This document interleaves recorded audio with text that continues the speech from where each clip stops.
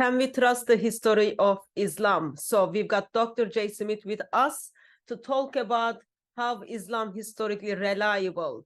We will be talking, or actually not we, Dr. J. Smith will be looking at place called Mecca, which Muhammad born, He was lived, born there, 570. lived, walked out, and then killed people. We will be looking at if this place was historically existed.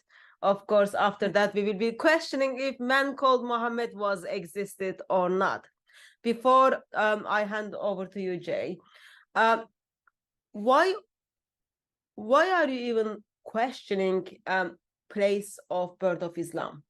Well, obviously, if you're going to talk about Islamic origins, you've got to say, which Islam are we talking about?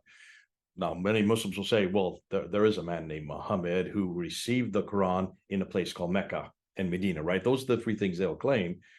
My supposition, and what I'm going to do tonight is, there may be a man named Muhammad, just like there's many people named J. Smith. There's probably a lot of people named Hatun. But Hatun from Turkey, who now lives in London, or Jay from United States, who now lives in Pennsylvania, that's the problem. Is it that Muhammad? Because what the Muslims will say, Muhammad lived in Mecca, and he received the Quran in Mecca. So you are questioning Muhammad, who was born in 570 in Mecca, start having his revelation from 610 in Mecca. Mm-hmm. You are questioning if this place was at the first place ever there. So I start with Mecca. Why? Mecca is the way. Because once I eradicate Mecca, once I disprove Mecca, its existence, then it's obviously whoever that Muhammad is that Islam's talking about, he's not from Mecca. If he's not from Mecca, then he's no longer the man that received the revelation. Because Mecca is absolutely important. Without Mecca, there's no Muhammad, there's no Quran. Well, I am looking forward to hear what Dr. J. Smith has to share with us. Let's get on with it. She's skeptical. Now, she is, you can tell by her face, you can tell by her question, the fact she is not convinced. I am just disappointed. There is an ideology of Islam which has been followed by millions. Now, billions, that the birthplace of this ideology is in question. I am disappointed that history and traditional account of Islam just doesn't match, but I become more confident every time, because when I look at the Bible, I get to see people, places, locations, which has been mentioned in the scripture is being backed up by history. Absolutely. So with the Bible, we have already crossed this test. Now we are. No one questions Jerusalem, right? No one questions that Jesus lived in Jerusalem, died in Jerusalem. No one questions that, or Bethlehem or Nazareth. These are not in question. But without Mecca, everything Islam is on stake. There you go. Everything falls to pieces. So let's get right into it, and let's go right ahead. And I need to convince you, and I need to convince all of you. And to do that, I'm going to put up a PowerPoint here, and I'm going to look at it. So I'm going to just take me off it. I don't really want to see me. I just want to see the PowerPoint. I want you to all just watch the PowerPoint, and let's see what we can find. So the problems with Mecca. Mecca is all through the standard Islamic narrative. That's the first thing we need to say. However, here's the problem. If you have if it is the birthplace of Islam, and it's also the birthplace of history, as we're going to see, then it is important. So why is it important? Islam is dependent on three things, and we've said this many times. It's dependent on one book, one man, and one place. The book would be in the Quran, the man being Muhammad, and the place being Mecca. So look at a stool with three legs. There's Quran, there's Muhammad, there's Mecca. With Islam held up by those three legs, if you take away one leg, what begins to happen? Well, it starts to teeter, doesn't it? So if you start taking away Mecca, the other two begin to wobble. If you destroy that leg, then of course the other two collapse, and Islam collapses with it. So that's why we're starting with Mecca. Mecca is a place that still exists today. Muhammad doesn't exist today. The Quran still exists today, but the original manuscripts don't exist. So therefore, we've got to go to the place that still exists today and ask some questions about it. That's why we're starting with Mecca.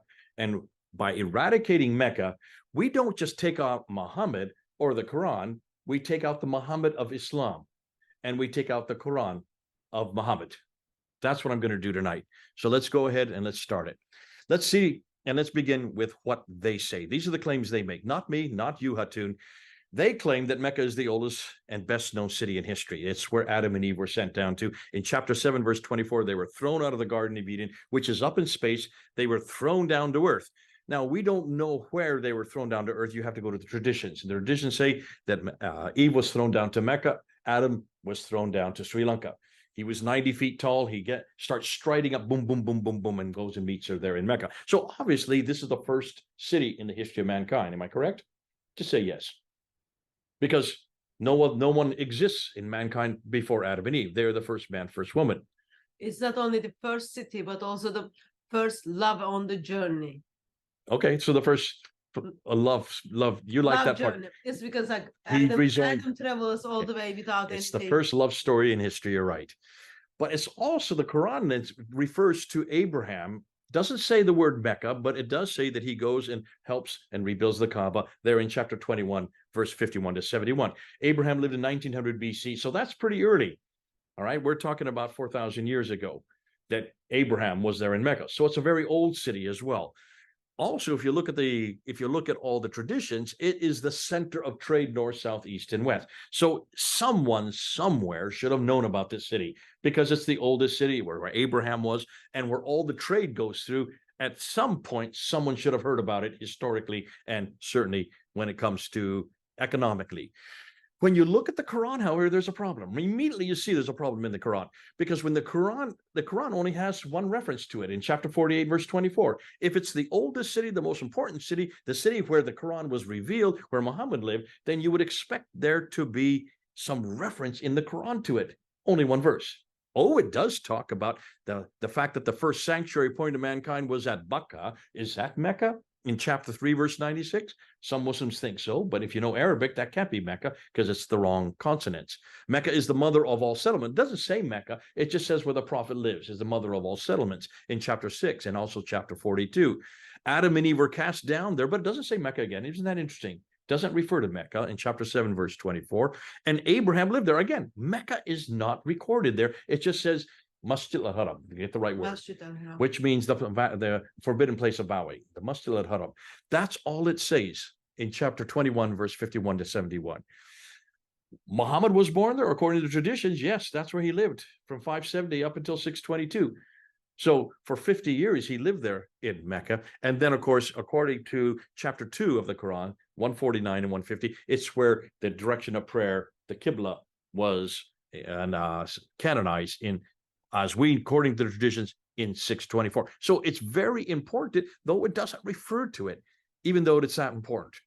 When you look at the traditions now, then you start to see about Mecca. And here's what's curious. The traditions talk quite a bit about Mecca because they're written in the 9th and 10th century. That's 200 to 300 years later. Of course, Mecca was around at the time. But look and see what they say about this place. It's in a valley with a parallel valley. No, there's no valley there in Mecca with a parallel valley. It has streams going. Sir, well, where's this stream in Mecca? There's no stream in Mecca. It's outside the ruins with a pillar of salt where Lot's wife was turned to salt. That we know is way up in the Sea of Galilee. That has nothing to do with Mecca. That's 600 miles to 1,000 miles further north. According to the tradition, it has fields, trees, grass, fruit, clay, loam, olive trees. Now, what does that tell you, Hatu? And it tells me that there's a lot of vegetation there with a lot of water. A lot of vegetation needs water. And that there are mountains overlooking the Kaaba. None of these things make any sense with Mecca. When you look at the topography of Mecca, it doesn't fit. When you look at the desertification of Mecca, it doesn't fit. So it's because it's just too arid and to support any of those above. When we look at the geographical locations in the Quran itself, and because the Quran does talk about 65 geographical references, 9 places are mentioned because it refers to some places over and over and over again. And what's fascinating is what it repeats over and over again. 23 times it refers to these people living in Ad. They are the biblical Uz. 24 times it refers to these people from Thamud. They are the Nabateans. And then 7 times it refers to these people from Midian. And it refers over and over again that this prophet, whoever his name is, it doesn't name him. Muhammad's name is only found 4 times in the Quran, and not for any of these instances. What it does say is this prophet has all these relationships with these people from Ad, Thamud, and Midian. Look at all the many times. Look at the map on the right. Do you see where they are? Look where Ad, where Thamud, Midian. They're way up in what is today Jordan. That's 600 miles too far north. So whoever wrote the Quran, when he's talking about this prophet, he was having daily contact with these people. They're 600 miles away. That means going up and down 1,200 miles. You can't do that in one day, Hatud, unless you have a helicopter or if you have a jet, an airplane. They didn't exist in the 7th century AD. What's more, look at all the prophets that are named in the traditions. Adam and Eve, who were buried in Mecca. So was Seth buried in Mecca. So was Ishmael, Noah, Hud, who is the great-grandson of Noah, Salah, the grandfather of Hagar, Queen of Sheba, Daniel. Up to 300 prophets, according to traditions, were buried in Mecca. And what's more, when they all died, they were buried in a kneeling position because they continued to pray, which means that they were going to be preserved, which suggests to me that they would still be there today if they're all to be preserved all that time. Take a look what's happening in Mecca. You have all these buildings being built, all these cranes everywhere. When you build tall buildings, like you can see that clock tower there. See that clock tower? That is the 4th highest building in the world right now. It is huge. Now, when you build, and there are about 8, 9 different buildings that are around it, all of which are skyscrapers. In order to build skyscrapers that high, you need to have deep foundations. When you dig deep foundations, what do you find? You find those prophets, right? If you're going to build buildings, you need to find prophets. Why is it they can't find one prophet? If up to 300 are buried all around the Kaaba, they should have come up with a myriad of prophets. Not one have they found. If the above were true, this would mean that almost all of the biblical material would have to be rewritten and all the stories be redirected 600 to 1,000 miles further south. Yet there is so much evidence for the biblical narrative historically, yet almost nothing for Islam's. Can you see a problem with that right there? Then we get to the reference to the place itself. Dr. Patricia Corona spent, I don't know how many years, but she's the only woman that could read the languages of all these documents from the 2nd, 3rd, 4th, all the way up into the 7th century. She could read and write 15 languages. She scoured all of these documents and found that the first reference she could find to Mecca was the Apocalypse of Pseudo-Methodius Continuato Byzantia Arabica, written in 741 AD. That's 100 years after Muhammad died. That's the first reference. If it was such an important city, why had nobody heard about this until the 8th century, mid-8th century? The earliest map that you could find with Mecca on it is not till 900 AD. That's a problem. Well, let's talk about maps. Let's go and continue there. When you look at the maps, you need to go back to Ptolemy. Ptolemy is the one who is credited with describing the peninsula of Arabia. And he writes in the 2nd century, but he never draws a map. He just puts all the locations and he puts them into near where the rivers are or near where the mountains are. All these are on his geography of Arabia. Now, in 1482, this man named Leinhard Holig took what Ptolemy had written and he drew this map that I'm showing you right there. Notice where the question mark is? That's where Mecca is. There is no Mecca on this map. Ptolemy didn't know about any place called Mecca. Here's another map. This was drawn in 1541 by Laurent Fries. Notice Mecca's missing in that map as well. And yet this is all from Ptolemy in the 2nd century. 2nd century, we're talking about 500 years before Muhammad even was born. Then you have Sebastian Münster out of Germany, who put together this map following what Ptolemy wrote in his geography. Again, Mecca is missing. Here is a redacted map from the modern century going back to what Ptolemy says. Notice Mecca is missing there. Here's another redacted map from the modern day looking back to see what the Ptolemy said, and you cannot find Mecca. Not all, at all. When you look at the Qiblas, now this is Dan Gibson's work, all the Qiblas, he spent 25 years looking at all the Qiblas. These are the mosques that were surrounding the Middle East. He went to Guangzhou in China. That's still in question. He went to India and Shadman. He went to Syria. He went to Egypt. He went to Israel, Jordan, Yemen. All of these places, he went to a mosque, and guess what he found? All the Qiblas were not facing Mecca, though they should have been. Up until 706, not one Qibla was facing Mecca. They were all facing Petra, which is in Jordan, 600 miles further north. Go ahead. It might be helpful to remind the audience that Qibla is the direction of the prayer which Muslim needs to face when they do their prayer. And every mosque that's built always has a Qibla wall. So they build them with that intention. And you can see a Qibla wall because it's the longest wall. And that's why it was easy for Dan Gibson to find where the Qibla walls were. You can do that even today. They still exist. Here's the problem. None of the Qibla walls were facing Mecca. They were all facing Petra up until 706. So when was the first mosque that was facing Mecca? The earliest mosque that he could find was 715. Some say 729. Anyway, 8th century. We're talking about 8th century. This is a good 100 years after Muhammad had died, if he had been living. Let's talk about the trade route, because this is when when I was studying Islam and when I had to do my master's degree, I had to study Montgomery Watt. You have to hear about it. Because Montgomery came to the aid of the Muslims. They had to find Mecca. So he, back in the last century, he put this theory together called the trade route theory. I don't know if you've heard it before. I've heard it. We've always studied it. And this is the trade route theory. Back in the 7th century, or 6th and 7th century, all of the trade came from China and India. They couldn't go north because of the Hindu Kush and the Himalaya Mountains. So they came to the western coast of India, across the Arabian Sea, followed the arrow, went up through the Straits of Hormuz, up through the Persian Gulf to what is today Basra, and from Basra, boom, boom, boom, boom, boom, boom, right across Iraq. What is today Iraq? What is today Syria? And what is today Lebanon? That is where all the trade went. There was a problem in the 5th century. In the 5th century, two great empires, the Persian Empire right there, known as the Sassanians, and the Christian Empire, known as the Byzantines. So one was Zoroastrian, the other was Christian. They started warring with each other. And because of that, that shut down that trade. It could no longer go through the Persian Gulf. It could no longer go through what is today Iraq and Syria and Lebanon and Jordan. It had to be redirected. So Montgomery Watt said this, aha, I'll give you a solution. This is what happened. Instead of going up through the Persian Gulf, they redirected the trade down this way. And they came across the Arabian Sea down to Aden, and they went zip 1,250 miles up to Gaza, going right through Mecca. So Mecca then controlled the trade. That's why Mecca was important. That proves that Mecca existed. That's what he said in the last century. Dr. Patricia Corona looked at this and she saw two problems. Maybe you can see the same two problems. Here's the first one. She says, hold on a minute. If you're coming across the Arabian Sea, no one doubts that.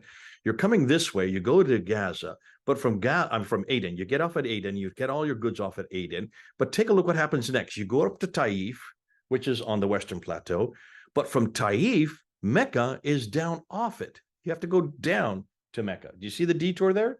And then you've got to come back up to Yathrib there, and then go on up to Tabuk, Khaybar, and then, of course, to Gaza up in the north. Do you see the detour? That's the first problem. Why would they be coming off the plateau, going down to Mecca, which is 3,000 feet down, with no water? With no water, there's no vegetation, no people. And then you have to come all the way back up to Yathrib with no water to water your camels, and there's nothing there in Mecca for them to go down to. So that's the first problem. But here's the biggest problem. And my 10-year-old son saw this right away. Right, so let's go back, throw that away, and let's start again. You're coming across Arabia, and you're coming across the Arabian Sea. You go to Aden. Why would you go on land to begin with when you have a waterway? Look to the left. There's a waterway. You see it there? The Red Sea. Why don't you just go up the Red Sea? You're already on ship. Remember, if you take a ton of goods by land, you can go 50 miles by land, the same amount as 1,250 miles by sea. Why? Because by land, you have to protect the animals, you have to feed the animals, you have to water the animals, and you have to protect your goods. Anybody could be behind a boulder or a rock or a hill or a sand dune, and they could attack you.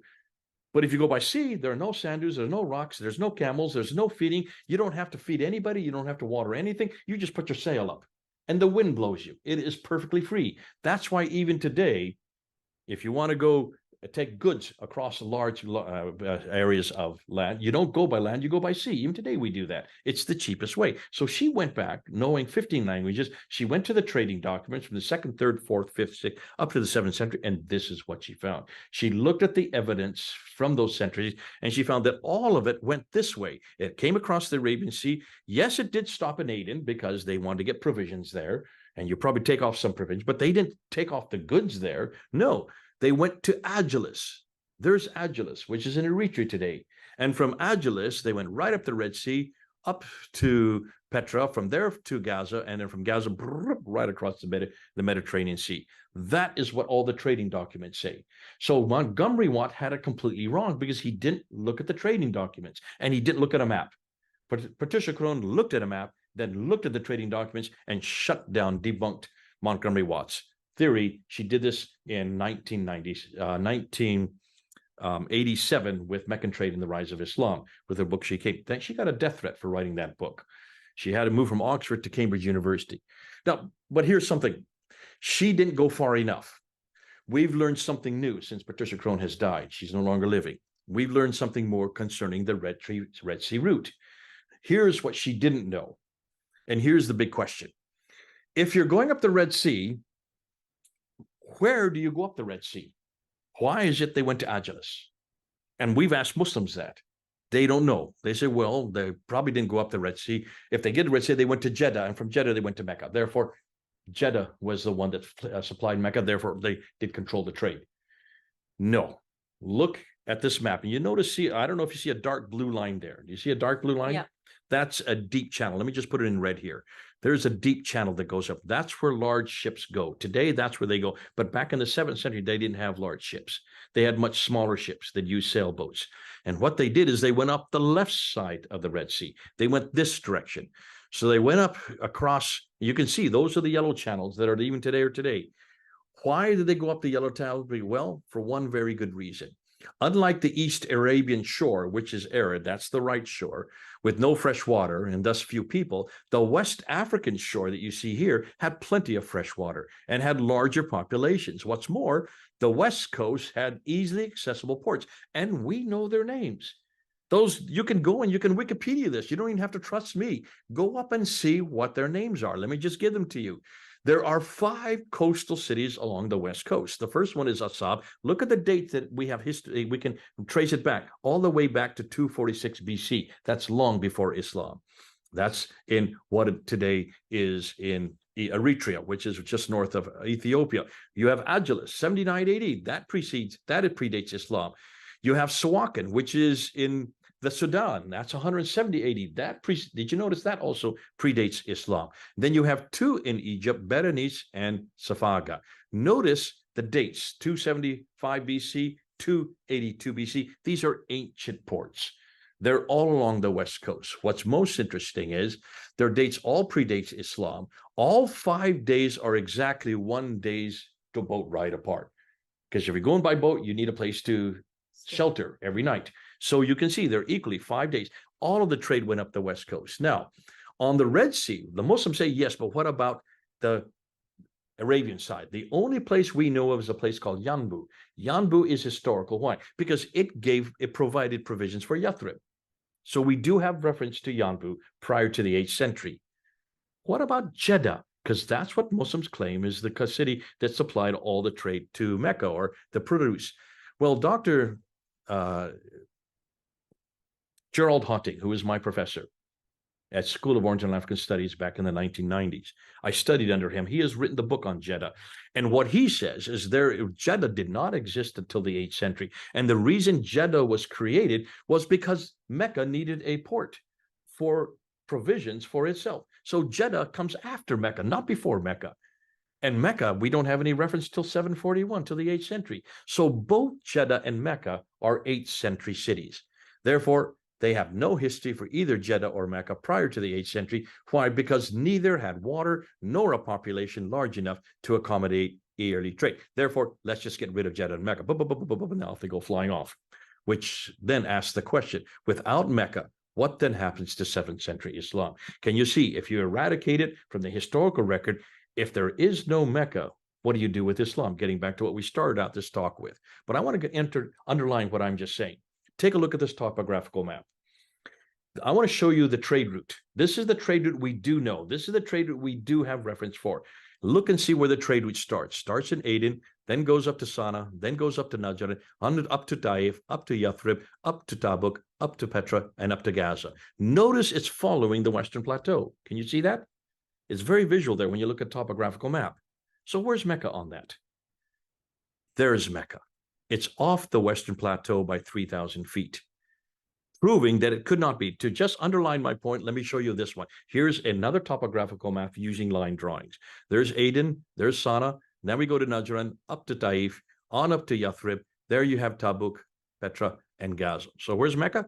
Bingo. Now, can you see? Clearly, it's way off the plateau. No way in the world could they go that far down, then come all the way back up if there was a trade route in. Once again, it is clear that Mecca is way too far down, 3,000 feet off the plateau. Let's then talk about the civilizations, because if Mecca was known, someone somewhere around that area should have heard about it, right? So let's ask the people who were in that area. And this is what Dr. Patricia Corona did. She could read their languages. So therefore, she went and she asked this question. Were there any civilizations, any peoples who knew about this place? Any civilization? Someone somewhere should have. So let's look at the empires that existed. She went to the Syrians. She went to Shalmaneser III and Sargon II, Sennacherib. Look at all their writings. No reference to Mecca. She went to the Babylonians, to Nabonidus. No reference to Mecca. She went to the Roman Empire, looking at Manius, Marcellinus, and also Caesar's writings. She went to Strabo, Pliny the Elder, and Ptolemy. No reference to Mecca. She then went to the Persian Empire, to the city that was headquartered there in Hira. No reference to Mecca. So those are farther away and they're much earlier. What about those empires that were closer to Mecca? Let's ask that question. So let's look at the closer ones. Well, she went to the Nabateans, just north of Mecca. No reference in any of their writings. Saba, no reference. The Himyarites, no reference. The Azdis, no reference.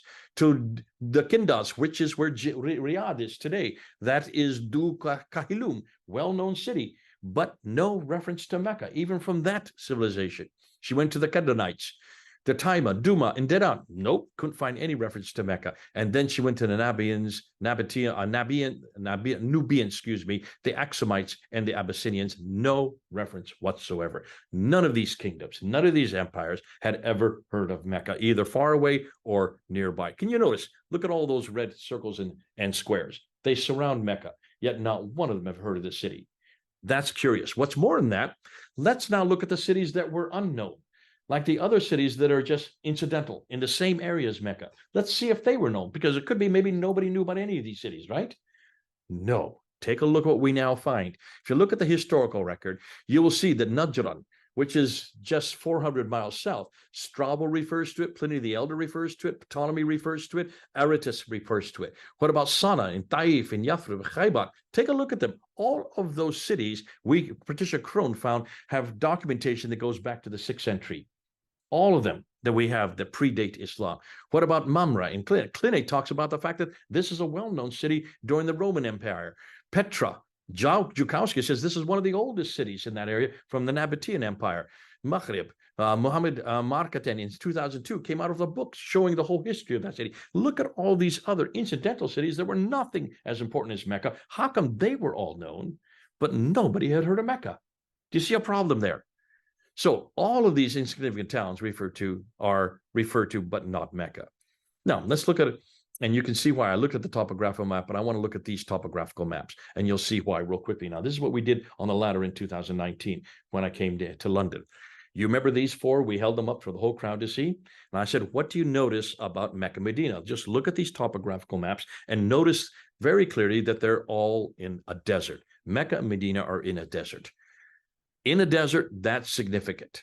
Where there's a desert, there's no water. Where there's no water, there's no food. Where there's no food, there's no people. Where there's no people, there's no towns. Where there's no towns, there's no cities. Where there's no cities, there's no civilization. Where there's no civilization, there is no history. Just like Mars, without water, there is no point in ever going. And that's why we have nothing about Mecca, because there's no way that anybody could have lived there. That's why we have no reference to it. There's no civilization. Well, let's talk about the Hajj. Let's go to Mecca itself and let's look at the Hajj, which are the 5 stages. And let's ask the first thing. When you look at the stages of the Hajj, the first thing you do is you go to that square building called the Kaaba, which is interesting because it means cube in Hebrew. Interestingly, cube also is the same word in Arabic. Interestingly, it's the same word in Hebrew. Both in Hebrew and Arabic, cube is Kaaba. So Kaaba is a well-known name in Judaism. Why? Because that same cube was in Jerusalem, in the Holy of Holies.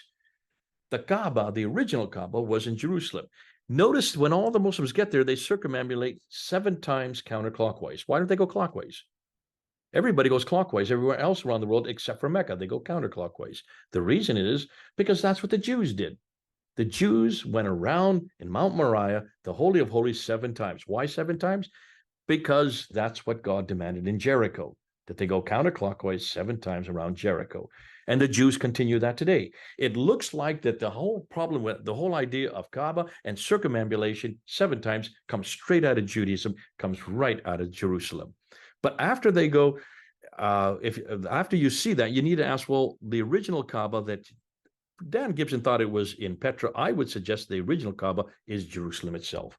Now today there's the Dome of the Rocks. We don't have the original temple, nor do we have the original Holy of Holies. But you notice where that big open area, that's where the circumambulation existed.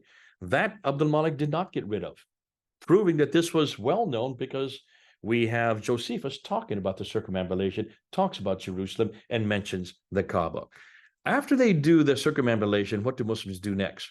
Well, they go back and forth from Safa to Marwa, run back and forth 7 times. Why? Well, if you ask any Muslim, they'll say because that's Hagar looking for water. The reason why, she's run out of water and she's looking for her son Ishmael, and then she stops, she finds water bubbling out of the desert, and that's the Zamzam well. Now, here's the thing, Hatu. You know that the story of Hagar is very clear in Islam, that Hagar was thrown out by Abraham, right? She was thrown out. But where did Abraham live when he threw her out? Did he not live in Mecca? Did he not rebuild the Kaaba with Ishmael? So therefore, Abraham was living in Mecca, right? And he throws her out into the desert. She can't find water. Well, hold on a minute. How far is Safa and Marwa from the Kaaba? Just 100 yards. How far is the Zamzam well? 50 yards. If she's way out in the desert, she can't find water, then what's she only doing 100 yards away from the Kaaba? Which is surrounded by city, surrounded by people living there, including Abraham himself. She could just go onto any door and ask for water, right? So obviously, this Safa and Marwa are not the original Safa and Marwa. This is nothing more than what we call a facsimile.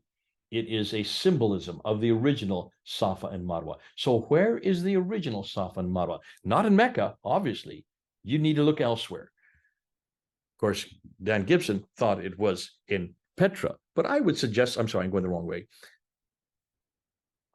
Take a look at, when you look at Safa and Marwa, you notice they're just rocks. They're about 20 feet high. Obviously, these are not mountains. Children can climb on them if they're only 20 feet high, proving that this is nothing more than a symbol of the original Safa and Marwa. They're way too small to be mountains. They're nothing more than the same thing. If you go to Las Vegas, you'll see an Eiffel Tower there, a very small one, and you'll also see a Sphinx, a very small one, and you also see a pyramid, a very small one, because those are not the original Eiffel Tower or the Sphinx or the pyramids. Those are all in other countries, Egypt and also in France. The same thing is going on here. How do we know that? Well, Gibson thought the same thing exists in Petra, but I would suggest even before Petra, you need to go to Jerusalem. Because in Jerusalem, you have the exact same thing. 2 mountains. One is Mount Moriah. That's where the temple stood. On the other side of the Kidron Valley is Mount Scopus.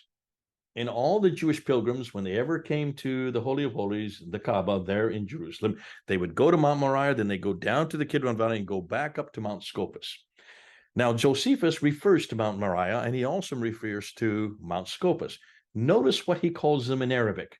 He gives their name in Arabic. Mount Moriah is Marwa. Mount Scopus is Safa. The very 2 names that Muslims use today are the original names that were in Jerusalem. The Arabic names that were in Jerusalem, proving that this also was borrowed from the Jews, borrowed from Jerusalem. So we have the Kaaba there, and you can see that it probably more than likely the Kaaba was first borrowed from Jerusalem. You have Safa and Marwa, that's probably borrowed from Jerusalem. The hill of Arafat, that is where the hill is, the Arafat is, looks like that is also borrowed, because we don't know the Jerusalem antecedent to that yet. We do know that there's also Hira Arafat in Petra, but where the Petran one got it from. And then you have the Jamarats. This is the stones that you throw 49 or 72 stones at one devil, which is interesting because up until 1980, there was always one devil, notice. And then 1980, there were such huge crowds that they had to build 3 Jamarats. Now, what they're saying when you go back prior to 1980, the tradition was, this is Abraham stoning the devil for seducing him.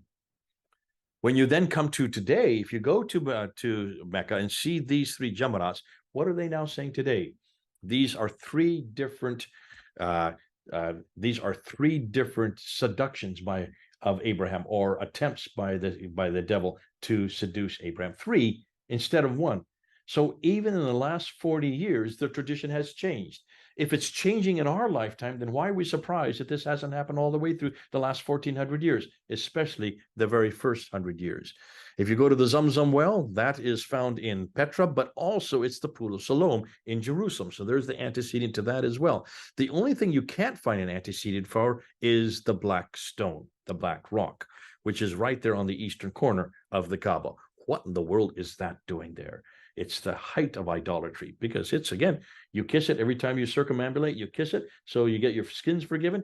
Who can forgive sin but God himself? And why are they letting a stone take on and usurp the tradition that God has for him? I want to talk of the black stone anymore pretty quick, because when you look at the history of the black stone, what we do know, if you look at the history, it can be traced all the way back to the Phoenicians. They were the ones that had the first black stone, and it was a meteorite that came out of the heavens. So they thought it was a gift of God. The Romans then got that stone and they brought it into their territories. It was Aurelius Antoninus Elagabalus, who in the 3rd century AD took that stone and brought it to Damascus.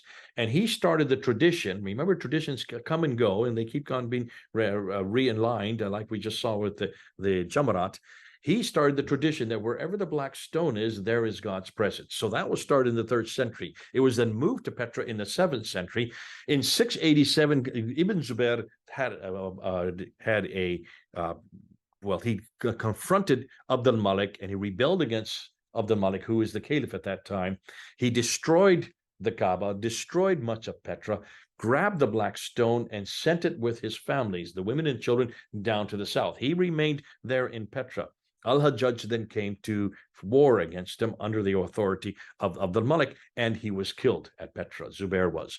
But meanwhile, he takes the stone is there in the south. We're not told where it was sent to.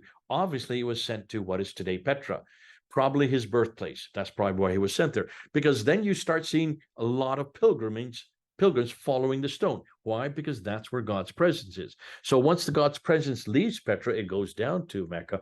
Who then needs help then? Those who come from Zubair needs allies. And so he looks to the Abbasids, who are up in Ctesiphon. Ctesiphon is what is Baghdad today. They were the Persians who hated the Arabs, because it was the Arabs that took over what they previously owned. They controlled the Arabs until Heraclius destroyed the Arabs in 622. So Abbasids see their chance. They now have the black stone. They are the ones who are against the Arabs, the Umayyads at that time. They then ally themselves with Zubair and his descendants. They now have the pilgrims place because they now have the sanctuary. That's why they started the worship of the sanctuary there in Mecca. We can prove that by looking at an inscription, which I'm going to talk about. Once they started doing that, they then start pushing their weight against the Umayyads, and you know what happens next. Back and forth, back and forth. You can see why the Qiblets start to change, because those are trying to hedge their bets to see who's going to follow the Umayyads, who's going to go with the Abbasids. The Abbasids finally went out in 749. By 749, then Mecca becomes established as the main sanctuary. They then eradicate the Umayyads and destroy all their mosques, destroy their Qibla, and from that time on, from the mid-8th century, that's where you then have all the Qiblas facing the Meccan sanctuary. So we've looked at 6 conclusions concerning the historical problems of Mecca. We looked and found that it has not, geographically speaking, Mecca, it can be thrown out. We looked at the maps and found that there's no reference to it on any of the maps. We looked at the Qiblas and found that almost all the Qiblas can be are facing the wrong way. They're not facing Mecca until 715, or some say 726. We looked and debunked the trade route theory put out by Montgomery Watt. We also debunked the sea-based trade through Mecca, and then we debunked the 5 stages of the Hajj. Now, though Mecca has existed according to Islam since Adam and Eve, according to chapter 7, verse 24, there is no evidence of it anywhere until 741. And everything we now find in Mecca, we could previously find in Petra, and now even earlier in Jerusalem. So let's conclude what we've just gone through. Mecca is foundational for both Muhammad and the Quran. So without it, they both fall. You need Mecca, unless if you don't have Mecca, you don't have Muhammad, and you don't have the Quran. References to Mecca in the Quran and traditions do not hold up historically. It is not the center of history. Geographically, you've got a problem with Ad, Thamud, and Midian. Linguistically, we didn't even get into this, but look at the Quran itself, and you can see that the Arabic is Nabatean Aramaic. Why? Because of the tar marbuta, the alif maksura, and the definite article. Those three endings and the definite article that's at the beginning of every word do not exist in Nabatean Aramaic, but they do exist in the Quran. Sorry, they do not exist in the, Arabic. they do not exist in Sabaic Arabic, which is what they would have spoken in Mecca and Medina. They use Sabaic Arabic, which does not have the Tad Marbuta, does not have the Alaf Maksura, does not have a definite article. Who has those three? Nabatean Aramaic has those three. Obviously, and whoever wrote the Quran had to come up from the Nabatean area, which is today Jordan, much further north, 600 miles further north. Neither the prophets supposedly buried there, nor the ancient maps, Ptolemy's especially, nor the Qiblas, Gibson's research support on early Mecca. Neither the land trade route on the Western Plateau, nor the Red Sea trade routes in African coast support an early Mecca. Topographical maps prove Mecca is off the Western Plateau and in a desert with no water, thus the reason no civilization surrounding Arabia has heard of Mecca, as people need water.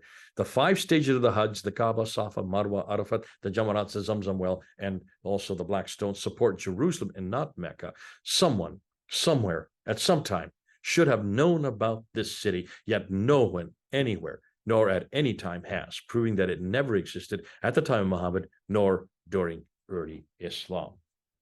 Okay, we're going to stop there. Back to you.